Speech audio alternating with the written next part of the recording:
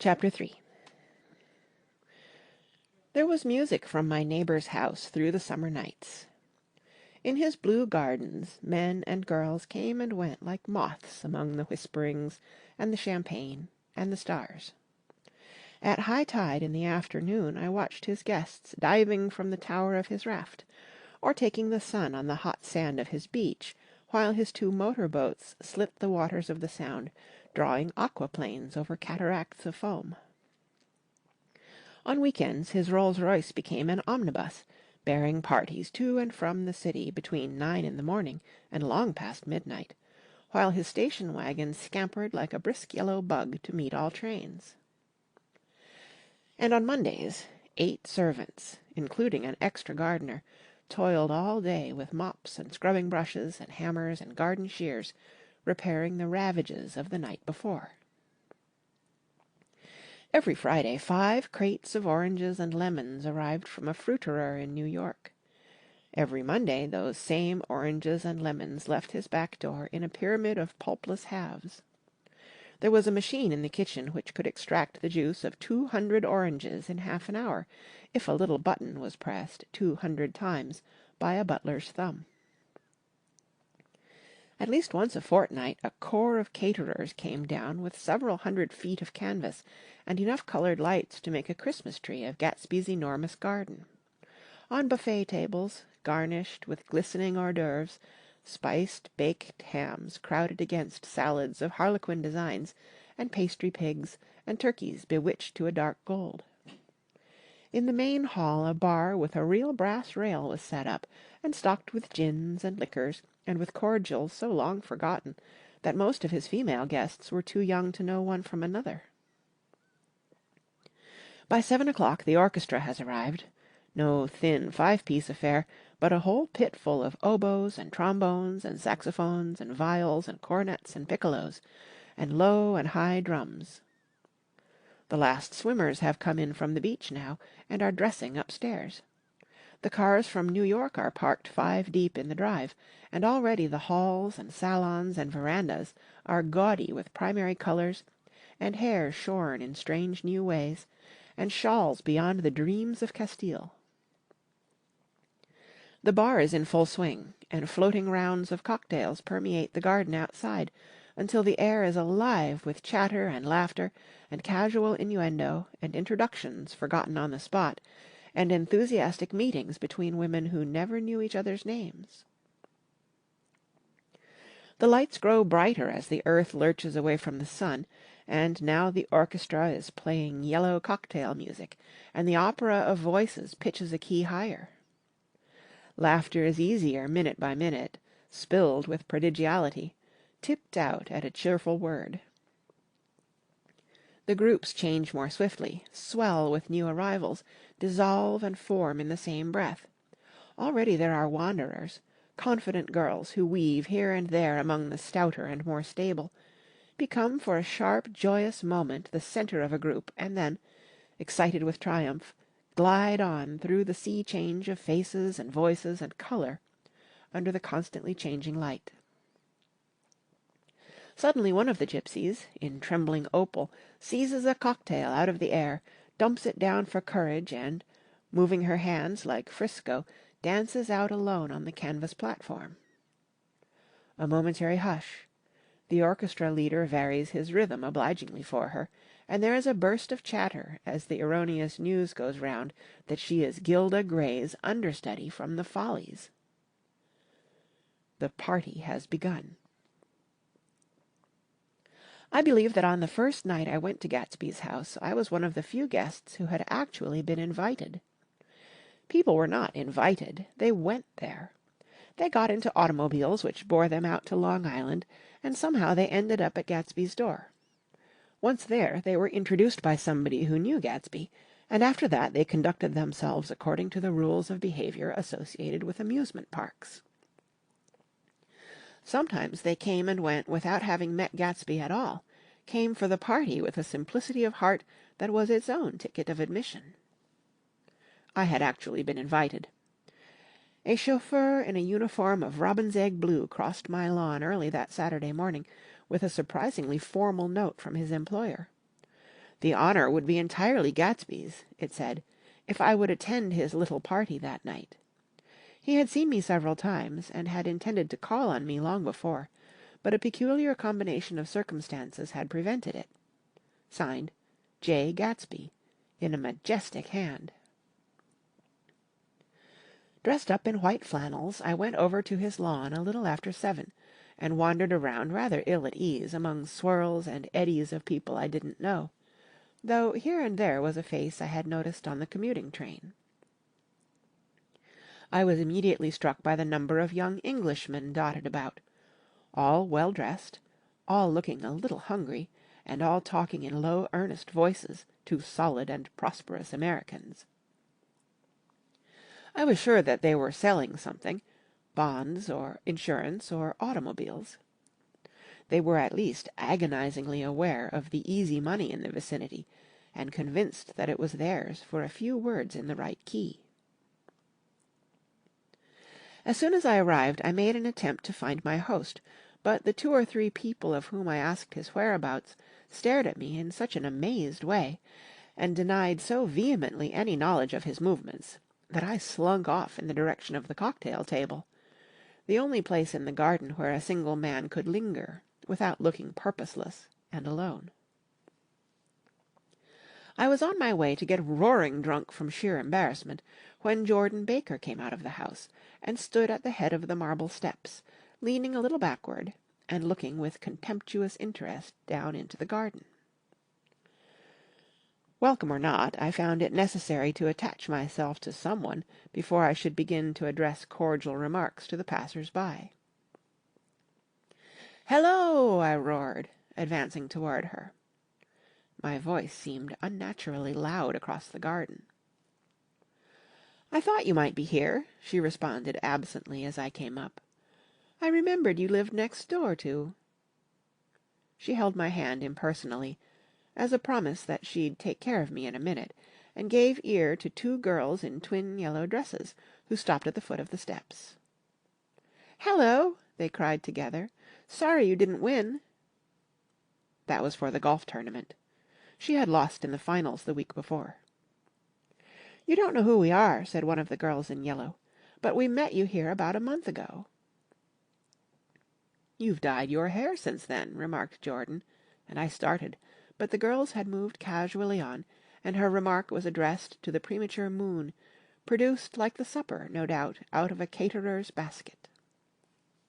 With Jordan's slender golden arm resting in mine, we descended the steps and sauntered about the garden.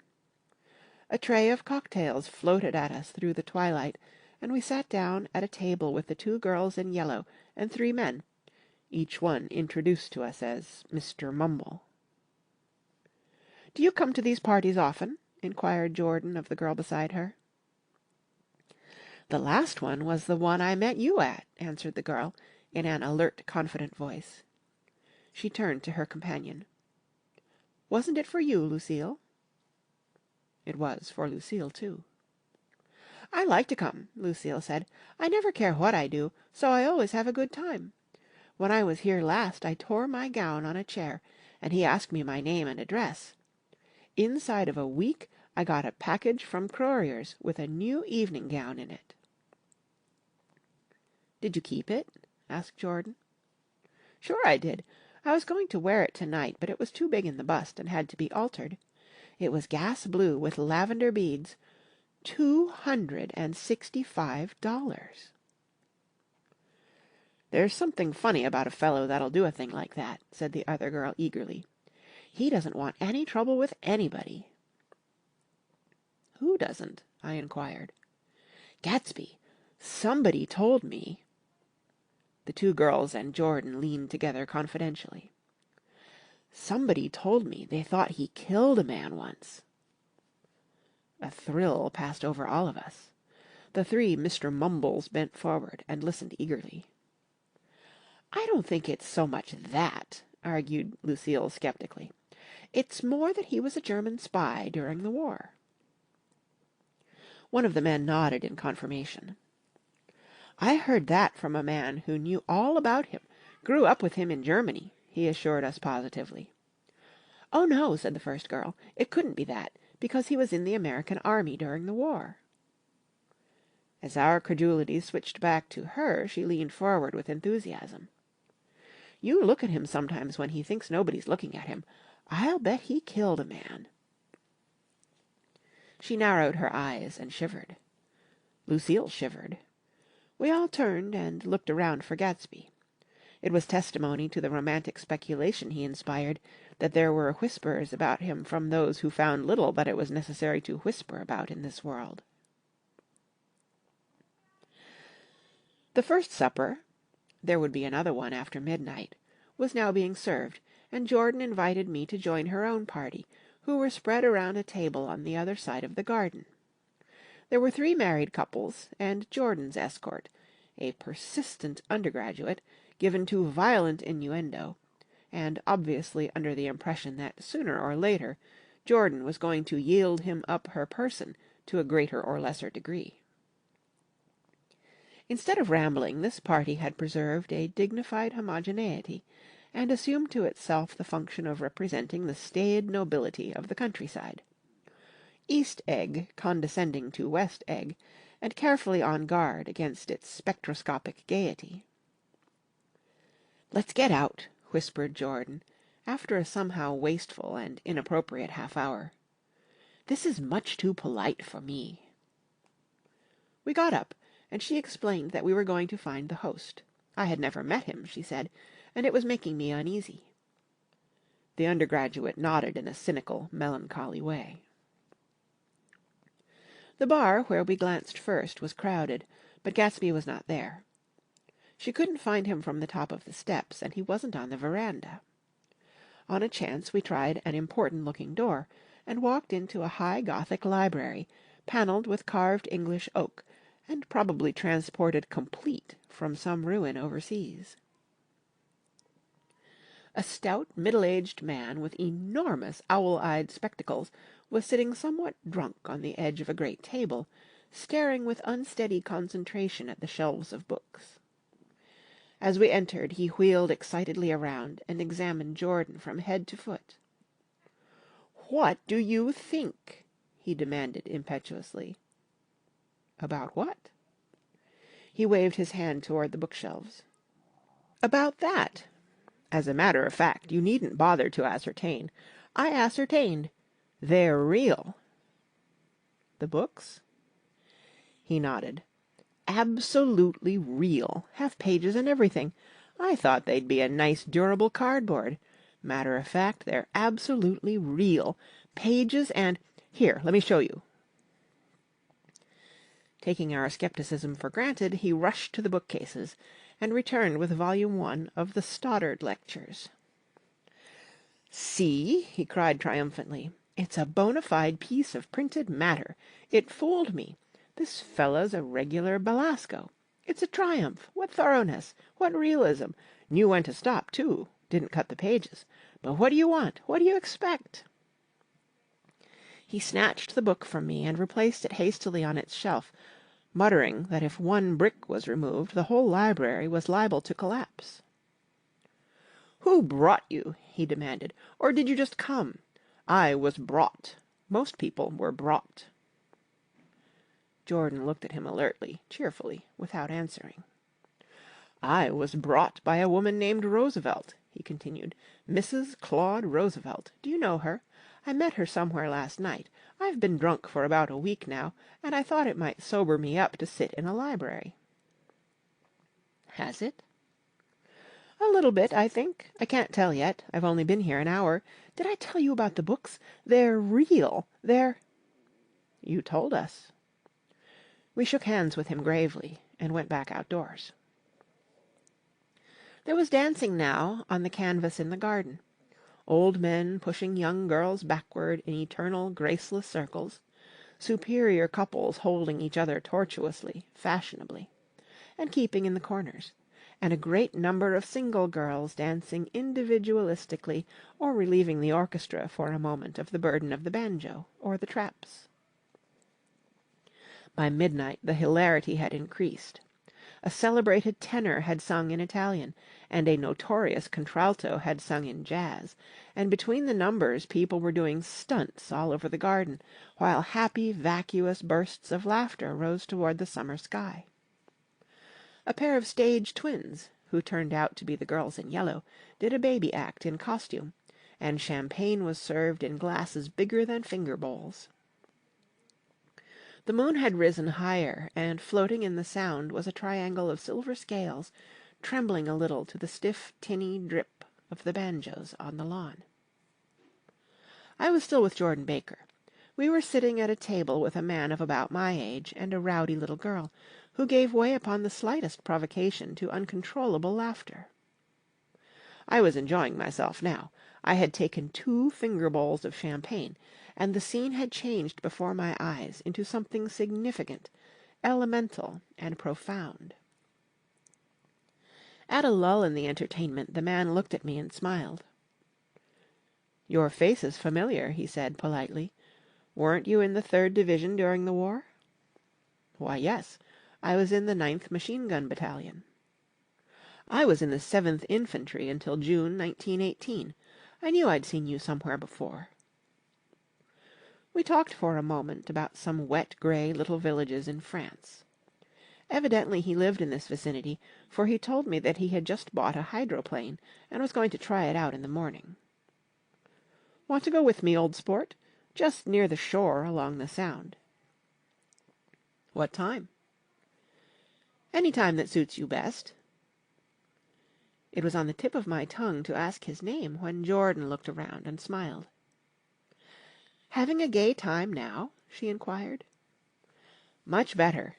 I turned again to my new acquaintance. "This is an unusual party for me. I haven't even seen the host. I live over there." I waved my hand at the invisible hedge in the distance. "And this man Gatsby sent over his chauffeur with an invitation." For a moment he looked at me as if he failed to understand. "I'm Gatsby," he said suddenly. "What?" I exclaimed. "Oh, I beg your pardon." "I thought you knew, old sport. I'm afraid I'm not a very good host." He smiled understandingly, much more than understandingly. It was one of those rare smiles, with a quality of eternal reassurance in it, that you may come across 4 or 5 times in life. It faced, or seemed to face, the whole external world for an instant, and then concentrated on you with an irresistible prejudice in your favour. It understood you just so far as you wanted to be understood, believed in you as you would like to believe in yourself, and assured you that it had precisely the impression of you that, at your best, you hoped to convey. Precisely at that point it vanished, and I was looking at an elegant young roughneck, a year or 2 over 30, whose elaborate formality of speech just missed being absurd. Some time before he introduced himself, I'd got a strong impression that he was picking his words with care. Almost at the moment when Mr. Gatsby identified himself, a butler hurried toward him with the information that Chicago was calling him on the wire. He excused himself with a small bow that included each of us in turn. "If you want anything, just ask for it, old sport," he urged me. "Excuse me, I will rejoin you later." When he was gone, I turned immediately to Jordan, constrained to assure her of my surprise. I had expected that Mr. Gatsby would be a florid and corpulent person in his middle years. "Who is he?" I demanded. "Do you know?" "He's just a man named Gatsby." "Where's he from, I mean? And what does he do?" "Now you're started on the subject," she answered with a wan smile. "Well, he told me once he was an Oxford man." A dim background started to take shape behind him, but at her next remark it faded away. "However, I don't believe it." "Why not?" "I don't know," she insisted. "I just don't think he went there." Something in her tone reminded me of the other girl's "I think he killed a man," and had the effect of stimulating my curiosity. I would have accepted without question the information that Gatsby sprang from the swamps of Louisiana, or from the Lower East Side of New York. That was comprehensible. But young men didn't, at least in my provincial inexperience I believed they didn't, drift coolly out of nowhere and buy a palace on Long Island Sound. "Anyhow, he gives large parties," said Jordan, changing the subject with an urbane distaste for the concrete. "And I like large parties. They're so intimate. At small parties there isn't any privacy." There was the boom of a bass drum, and the voice of the orchestra leader rang out suddenly above the echolalia of the garden. "Ladies and gentlemen," he cried, "at the request of Mr. Gatsby we are going to play for you Mr. Vladimir Tostof's latest work, which attracted so much attention at Carnegie Hall last May. If you read the papers, you know there was a big sensation." He smiled with jovial condescension, and added, "Some sensation," whereupon everybody laughed. "The piece is known," he concluded lustily, "as Vladimir Tostof's Jazz History of the World." The nature of Mr. Tostof's composition eluded me, because just as it began my eyes fell on Gatsby, standing alone on the marble steps, and looking from one group to another with approving eyes. His tanned skin was drawn attractively tight on his face, and his short hair looked as though it were trimmed every day. I could see nothing sinister about him. I wondered if the fact that he was not drinking helped to set him off from his guests, for it seemed to me that he grew more correct as the fraternal hilarity increased. When the Jazz History of the World was over, girls were putting their heads on men's shoulders in a puppyish convivial way. Girls were swooning backward playfully into men's arms, even into groups, knowing that someone would arrest their falls. But no one swooned backward on Gatsby, and no French bob touched Gatsby's shoulder, and no singing quartets were formed with Gatsby's head for one link. "I beg your pardon." Gatsby's butler was suddenly standing beside us. "Miss Baker," he inquired, "I beg your pardon, but Mr. Gatsby would like to speak to you alone." "With me?" she exclaimed in surprise. "Yes, madam." She got up slowly, raising her eyebrows at me in astonishment, and followed the butler toward the house. I noticed that she wore her evening dress, all her dresses, like sports clothes. There was a jauntiness about her movements, as if she had first learned to walk upon golf-courses in clean, crisp mornings. I was alone, and it was almost 2.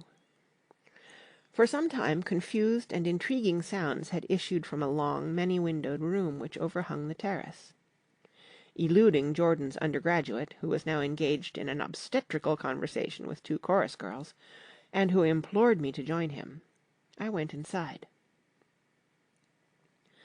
The large room was full of people. One of the girls in yellow was playing the piano, and beside her stood a tall, red-haired young lady from a famous chorus, engaged in song.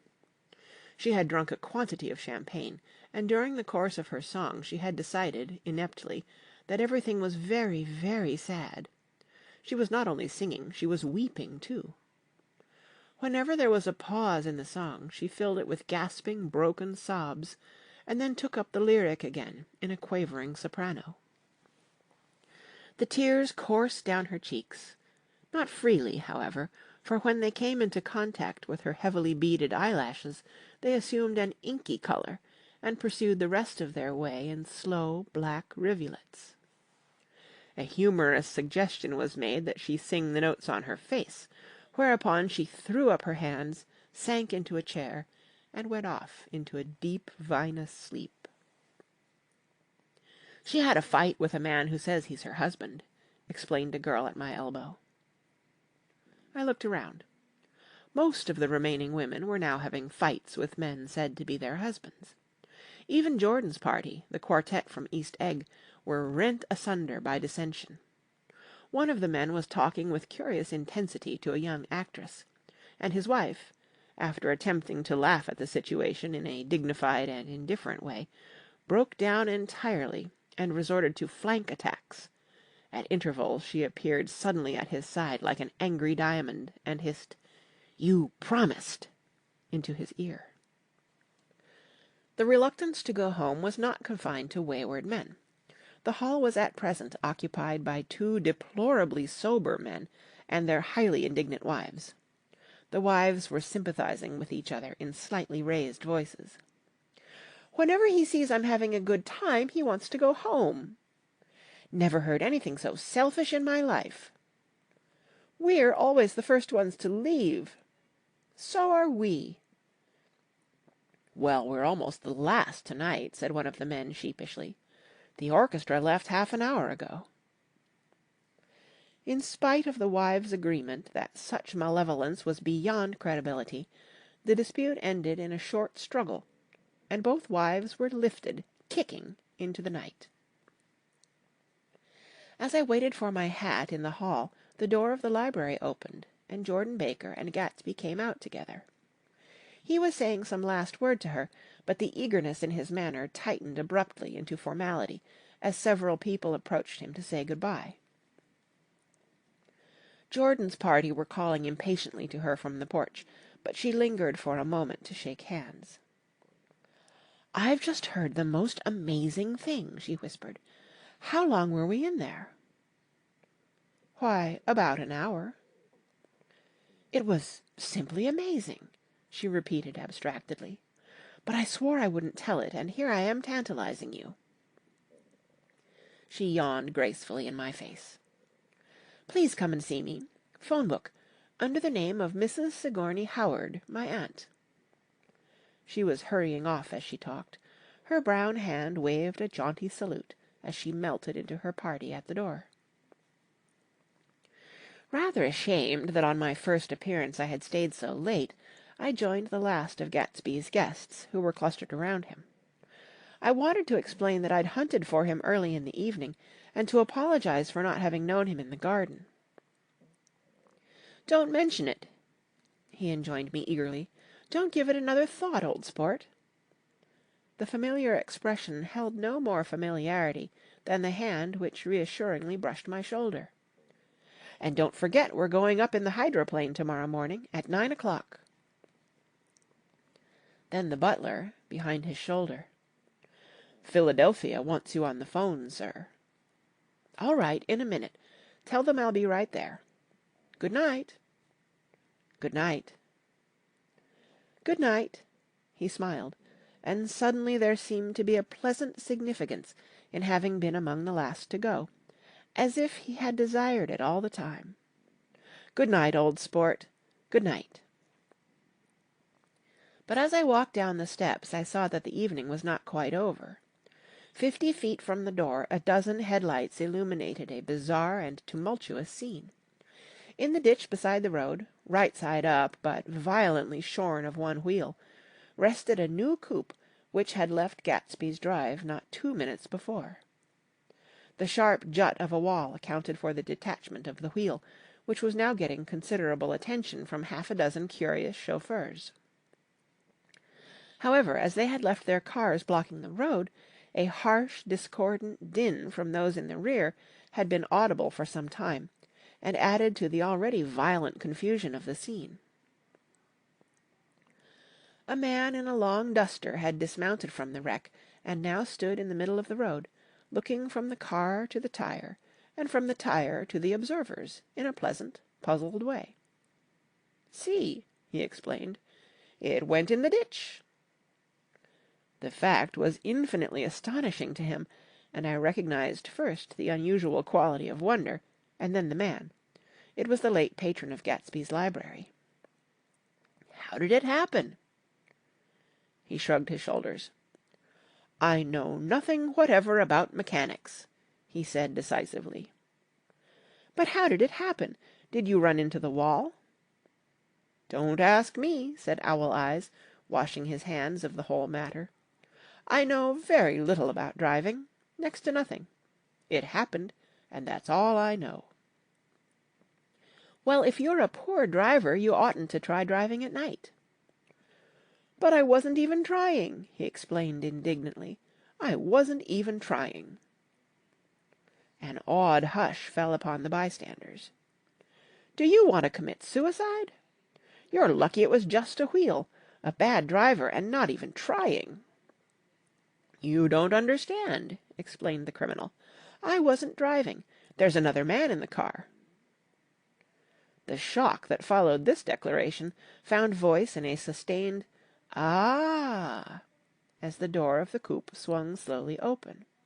The crowd (it was now a crowd) stepped back involuntarily, and when the door had opened wide there was a ghostly pause.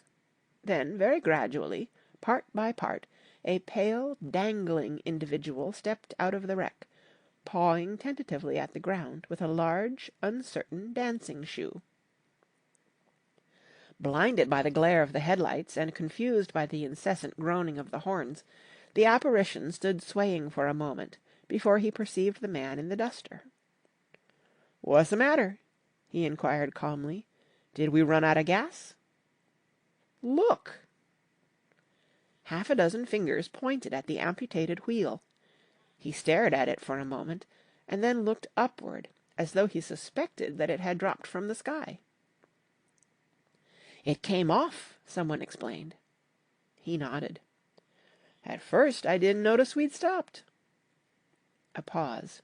Then, taking a long breath and straightening his shoulders, he remarked in a determined voice, "Wonder if tell me where there's a gasoline station." At least a dozen men, some of them little better off than he was, explained to him that wheel and car were no longer joined by any physical bond. "Back out," he suggested after a moment. "Put her in reverse." "But the wheel's off." He hesitated. "No harm in trying," he said. The caterwauling horns had reached a crescendo, and I turned away and cut across the lawn toward home. I glanced back once. A wafer of a moon was shining over Gatsby's house, making the night fine as before, and surviving the laughter and the sound of his still glowing garden. A sudden emptiness seemed to flow now from the windows and the great doors, endowing with complete isolation the figure of the host, who stood on the porch, his hand up in a formal gesture of farewell. Reading over what I have written so far, I see I have given the impression that the events of 3 nights several weeks apart were all that absorbed me. On the contrary, they were merely casual events in a crowded summer, and until much later they absorbed me infinitely less than my personal affairs. Most of the time I worked. In the early morning the sun threw my shadow westward as I hurried down the white chasms of lower New York to the Probity Trust. I knew the other clerks and young bond salesmen by their first names, and lunched with them in dark, crowded restaurants on little pig sausages and mashed potatoes and coffee.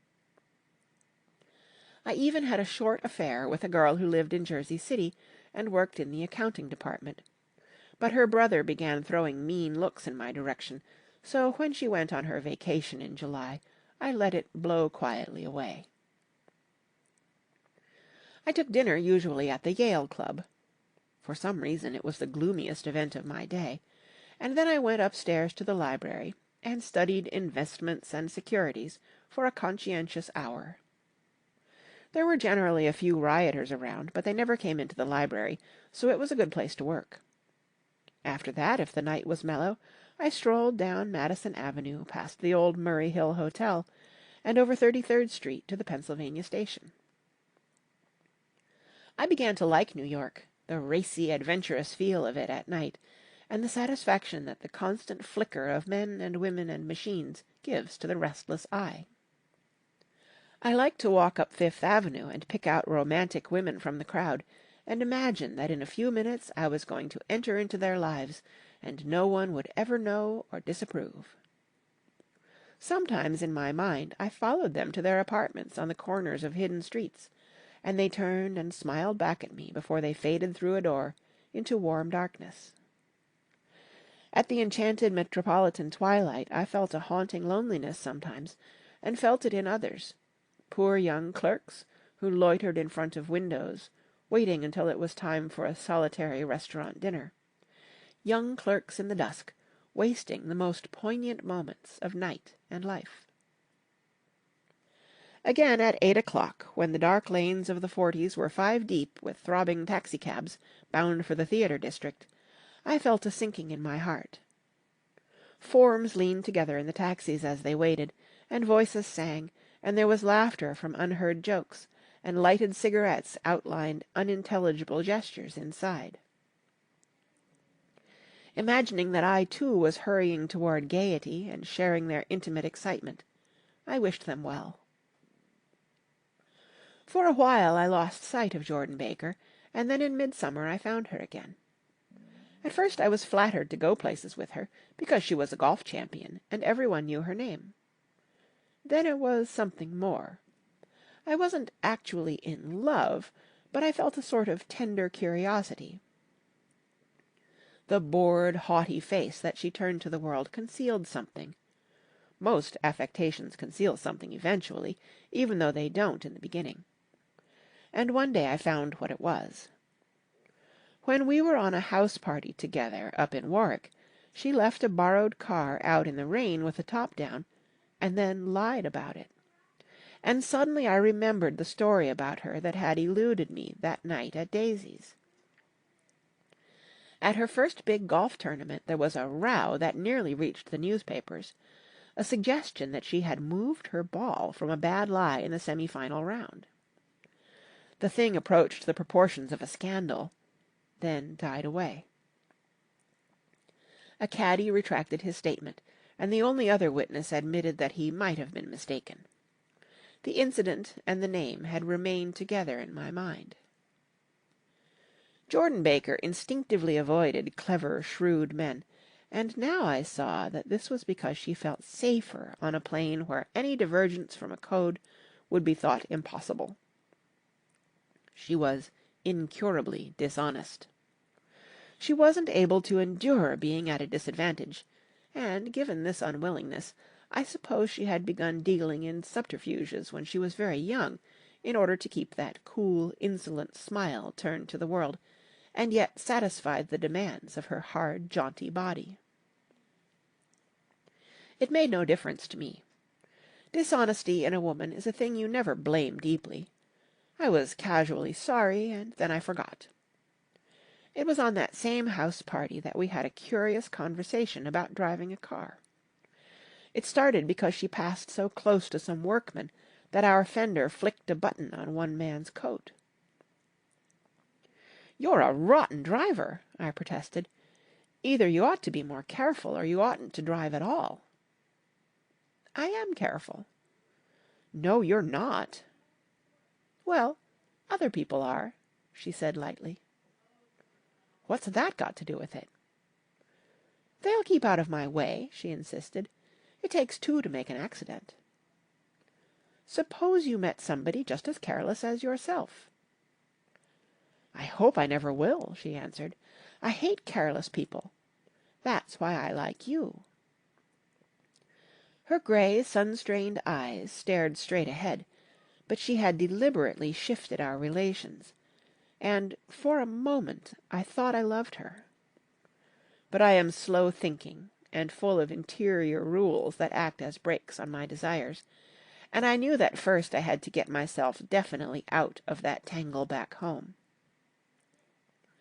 I'd been writing letters once a week and signing them "Love, Nick," and all I could think of was how, when that certain girl played tennis, a faint moustache of perspiration appeared on her upper lip. Nevertheless, there was a vague understanding that had to be tactfully broken off before I was free. Everyone suspects himself of at least one of the cardinal virtues, and this is mine. I am one of the few honest people that I have ever known. End of chapter 3.